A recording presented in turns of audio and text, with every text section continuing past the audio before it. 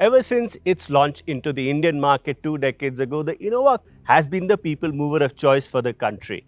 It's been a car that's been favored by families, by people who travel long distance in comfort, by commercial vehicle operators, because as a Toyota, it was dead reliable, it was easy to maintain, it was cheap to maintain and very efficient to run. But this generation of the Innova, the Hycross, changes everything for the Indian market. You see, when most cars change generations, they're evolutions of their earlier selves, better, slightly improved, slightly better looking. But that's not the case with the Hycross. It's a brand new design, it's a brand new platform, it doesn't even offer diesel engines. So you could say this is the most radical Innova change that we've seen in the Indian market. Question is, with the new platform, with the new front wheel drive only, with the new petrol only, does the Innova offer the same package? Does it have that practicality? Is it that usable? And most importantly, on petrol, is it affordable to run? Well, we are driving it today to find out the answers to all those questions.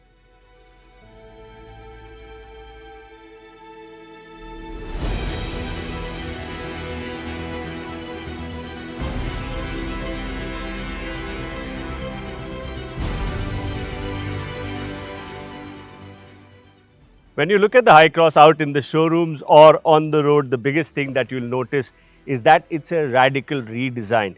And I think that's a great thing because, to be honest, the earlier Innovas, for me, they weren't really lookers. They were utility vehicles, they were MPVs, and they didn't really look that good. This, though, changes everything because you see, they've changed the basic proportions. Up front, you get a big grille, you get really sculpted sides. I mean, I really like the big grille. It doesn't have too much chrome, so that works for me. The headlights look rather sleek. I mean, they're pretty big. It's a pretty big cluster, but it looks great. The bumper has the necessary curves. It gives the front quite a bit of presence on the road. It's also got great looking 18-inch alloy wheels, which are offered on the top two variants, the ZX and the ZXO. All other models come with smaller wheels, 16s or 17s. But I think they look great. The sides, like I said, you can see these pumped out arches and you get these scoops, and again the rear arch is also pumped out. It gives a lot of character to the profile of the car, and you can see the roof line has changed. Instead of it being slightly sloping, it's static, a large glass house, and the rear is also very well done. I like how the tailgate is indented and there's the LED tail lights, again quite large in size, good looking. Some of the chrome that you see on this car are optional extras because this is the display car that's also been fitted with some of the accessories that will be available.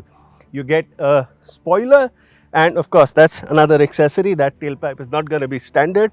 Overall, I think when it comes to the proportions, the Hycross looks much more similar to a crossover or an SUV now. It doesn't have that MPV look, and I think that only adds to the appeal. I really like this dark blue color. It's a really nice combination in the light. It's this bluish green in the shade. It almost looks black. You also get big hybrid badging to tell you what you're driving and how you're different from most other people. A couple of shortcomings though. While these claddings are nice, the 18-inch wheels on the front do look a bit small. There's a lot of gap. So yeah, you could easily fit a 19 or a 20, but that will stop practicality. Overall, full marks to the Toyota design on how they've redesigned the Hycross. It's unique, it's good looking, and dare I say, it looks quite handsome out onto the road. But one of the Innova's hallmarks has been the interior, and there are radical changes there too. Let's get inside the car and find out. Max power, I'm about to go bigger and better. If I ever lose, set it on faster than ever. If I ever lose, set it on bigger and better. Now, like the outside, the inside of the Hycross also sees a radical change. You do get a dual tone interior, but it's designed completely differently. I really like these matte aluminium style accents. That's actually plastic, but these are spread across the cabin and they nicely break up the black and brown interior combination. There's a big 10-inch touchscreen here, and it's fantastic to see Toyota finally embracing Apple CarPlay and Android Auto. So that functionality is quite easy. You get wireless CarPlay in this. You also get a wireless charging pad, USB-A, USB-C. You get two USB ports at the back, climate conditioning. electronic parking brake.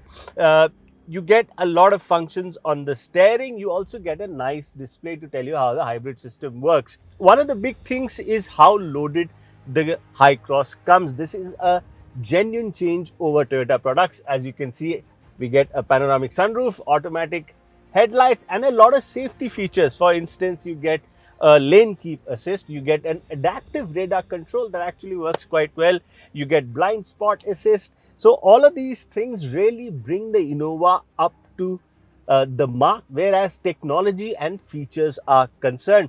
You also get ventilated seats, a favorite option of mine, and this new upholstery in this chocolate brown looks quite good. Overall space also, with the new monocoque structure, the thinner pillars, the bigger glass house, it feels like a really nice place to be in. You also get memory seats, but one of the bigger draws, while there is enough space in the front of the Innova, one of the bigger draws were how spacious and comfortable they were in the second and the third row. What happens to that in the new platform? Well, let's get into both the rows and find out if they add anything to the experience. Of course, the ZX and ZXO versions of the Innova will only offer captain seats in the second row. And I think that's a great thing. It maximizes the cabin space for two adults. And uniquely, what the Innova is now offering are these Ottoman style seats. So you have an electronic control here. You can bring up the bottom of the seat to give you a more comfortable space. You can also adjust how far ahead or behind the second row can go depending on whether or not you have an occupant in the third row, and the seat back also reclines electronically. So yeah, you can convert this space into a business class airliner seat style, and it's quite comfortable. Yes, the taller ones among you though will find that with the bottom of the seat raised, your feet do get a bit stuck under the front chair, but it's not that bad. You can actually raise it slightly less and still get a very comfortable spot to sit in. One thing I like is that there's this center mounted table with the drinks holder, and this is also one of the ways to access the third row. You can fold this and you can walk through, which is the way I like, rather than the conventional way, which I'll just show you later about how to get into the third row. Experience of sitting here like in a captain seat, lots of space. You can easily open your laptop. As you can see, I've got enough legroom when the seat is in its rearmost position. The panoramic sunroof here helps because it opens up the sky. The cabin feels airier, but I don't know how feasible it will be to keep it open in the summer months. So that's something you'll have to see. Speaking of summers, the rear seats the second row comes with the blinds as standard, and these will be a great addition in the summer when the heat is beating down. So overall, I think the second row is a definite improvement, more space, better seats, but the third row, is it practical? Well, let's find out.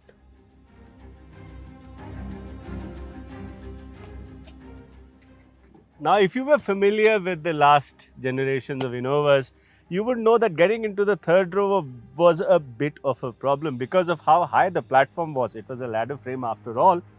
Getting in and getting out was a bit of a task. But that changes with the new monocoque chassis because the height to step inside the cabin is much lower. And here I'll show you how easy it is to get inside the new Innova.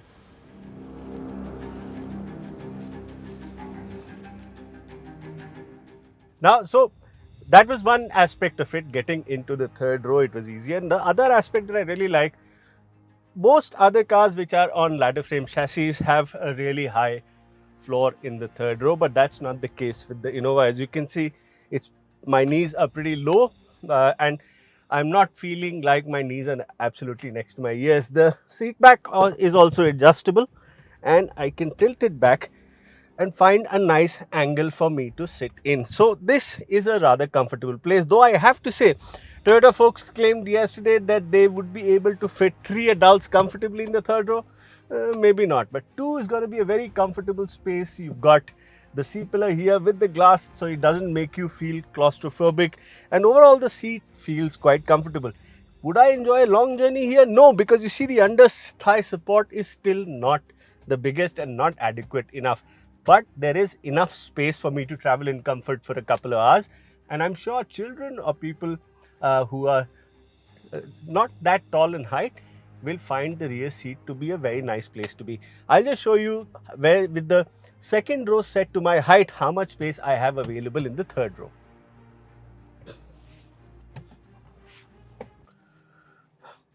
With the second row set to fit somebody from 5'9" to 6 feet, I am quite comfortable here.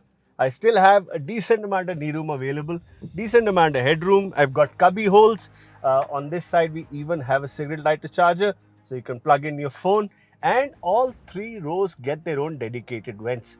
So all of these things are covered, and I would say that when it comes to the interior, whether it's the feature set, whether it's the standard equipment, whether it's the seat, whether it's the refinement, or whether it's the space and the ease of getting in and out, the Hycross is a definite massive improvement over the earlier Innovas, and I think that's going to be a big sell for a lot of customers. Another addition to the Hycross that people will find very useful, very practical, an electronic tailgate.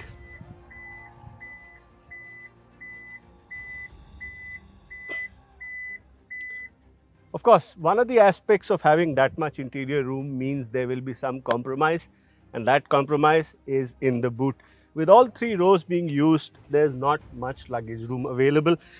You can fit in a couple of small suitcases or a couple of soft bags, but not much more. So if you're going to go on a long journey, that's something that you'll have to figure out. But if you fold the third row,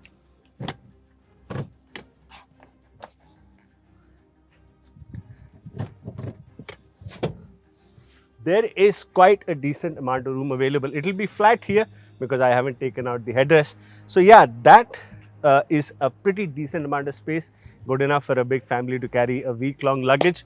But with the third row up, that's going to be one compromise that needs to be thought out before any long trip.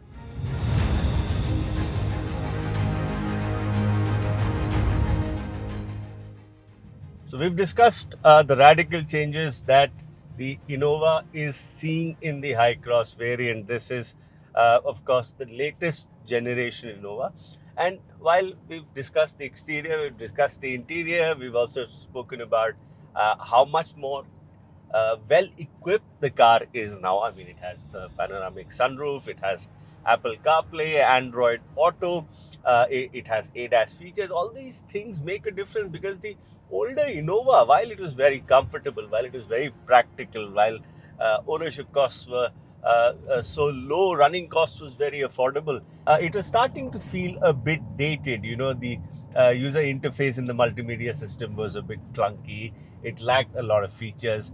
So that is one of the biggest changes that the Hycross brings to the Innova. You've got a car that, one, is a monocoque, is lighter, two, comes filled with all the features that you expect: ventilated seats, like I said, the Apple CarPlay, the ADAS functions, and electronic parking brake, which is great because it gives you the whole functionality. Basically, it's super helpful in stop-go traffic, and I really like using that in cars. When it comes to powertrains, the Innova Hycross will be petrol only. It will be offered with two different powertrains. One will be the standard 2-liter petrol, which is what we are not driving today. What we are driving is the 2-liter hybrid variant. This will be available in 3 trim variants, color options, lots of trim differences there, different wheel sizes, different kind of lights. But what we're talking about is the top of the line model, this Innova Hycross, powered by a 2-liter 5th generation hybrid power plant. This is something that Toyota has been working on for a very long time. They're one of the leaders in hybrid technology, and combined it offers you 186 bhp and 206 Nm. But you know, the torque when you're driving this car feels a lot more than the 206 claim. This is, of course, the combined output between the battery and the engine. The Innova feels fast. It actually, 0 to 100 comes up in 9.5 seconds, and it feels very light on its feet. There's a weight difference between the older Crista to the Hycross of about 200 250 kilos, which is significant when you take into account that it's got a larger battery, a second battery fitted. It's got components for the hybrid system to work, and the switch to monocoque construction is something that has really added benefits to the Innova in the Hycross. For instance, the A pillars now spaced out. It's much thinner, despite the car being safer. 6 airbags, all the ADAS active safety features, and this makes a difference because when you're turning, the A pillar does not impede your vision. So that's definitely a practical aspect, and it feels so much more lighter on its feet. The steering feels much nicer. It's now powered by an electronic power steering. Earlier, it was a hydraulic system, and it just rides, drives much more cohesively on the highway. The high-speed stability is very good. On bumps, the suspension is slightly on the stiffer side, but I think that's good because it aids the dynamics of the car a lot. Of course, coupled with the hybrid system is an eCVT gearbox, and our regular viewers will know I'm no big fan of CVTs, and that traditional drone, that bit of a rubber band effect still exists in the Innova Hycross. But with the added performance, like I said, 0 to 100, 9.5 seconds, getting to cruising speeds, let's say 100 on this highway, it's very easy. Maintaining it is very easy. And what I really like is the integration of the hybrid system. The way it switches to EV mode the minute you are cruising or you're on moving around at slow speed is pretty impressive. It's got decent, I mean, if you're just in stop go traffic or just in parking lots and all that, it will operate only in EV mode. That adds massively to the efficiency, and the transition when the engine starts up and when the sort of the transition from the battery to the engine powering the car, it's so seamless you don't even realize that's happening. And that brings me to another aspect of the Hycross, which is a marked difference compared to, let's say, even the Krista. The refinement with the petrol engine being so much more quieter. When you're cruising, the cabin's so much nicer, the suspension works much better, and that, I think, for me is a massive leap. The way the Hycross drives, it's much faster, it handles better, it rides better, and the refinement. Yes, the old Krista was decently refined, but at higher speeds, especially in the diesel engine, there could be a lot of engine noise, and all that is so much more muted here that it feels like a completely different universe. It is, of course, a different product. It's brand new, it's a monocoque, a lighter, and all of those advantages show. One of the biggest discussion points will be what is the efficiency of the Hycross in the real world. I've not been pushing it too much, but I've still been keeping around the 80-100 mark.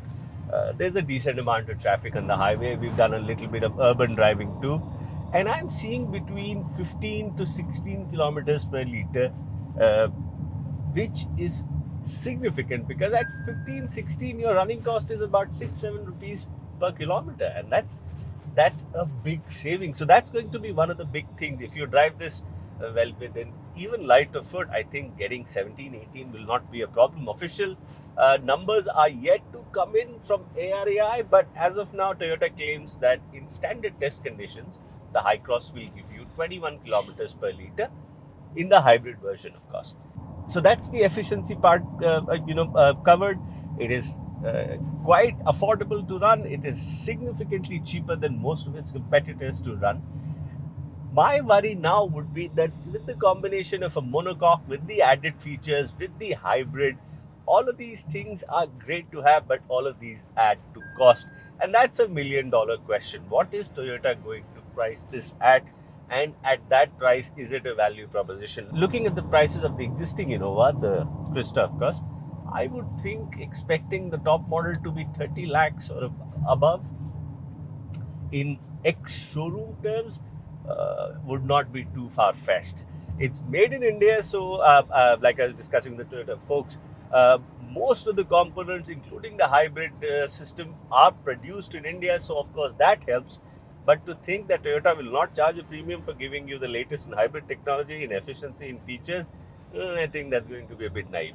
So yes, the pricing is probably the only factor that could be a fly in the ointment, but Toyota is seeing huge demand. And after driving the Hycross, I can completely understand why people would buy this. It's practical, it's good looking, It feels a definite massive generation jump compared to the Krista, and it's very, very fuel efficient. There's not much that's not to love in the new Hycross, and I think it's going to be another smash hit for Toyota in India. Of course, one of the additions to the Hycross are its ADAS safety systems, and you get a lot of them. I'll point out a few which are very useful, which work very well. You get blind spot assist, which automatically lights up a light in your rear view mirror, in your outside rear view mirror, whenever there's a vehicle or an object near you. You get adaptive cruise control. That's very nice. It works very well. So you can set it at a certain speed, and if there's a vehicle in front that's slower, it'll slow down. And once the road is free, it also speeds up. So that's something that'll be great for highway driving. You also get lane keep assist, which, if the lanes are marked clearly, uh, vibrates the steering to tell you if you're going towards either edge or crossing over onto the other lane.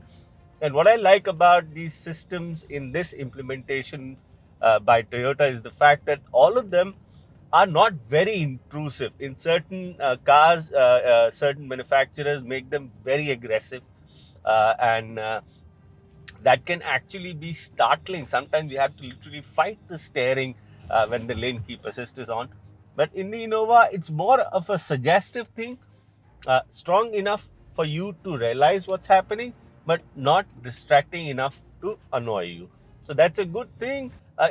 The Hycross also features a 360-degree camera, but I'm a bit disappointed with that because the resolution is quite low. I think the camera resolution should have been much better, but it functions well and it does the job, but it could have been better quality. And that's another aspect that I should highlight.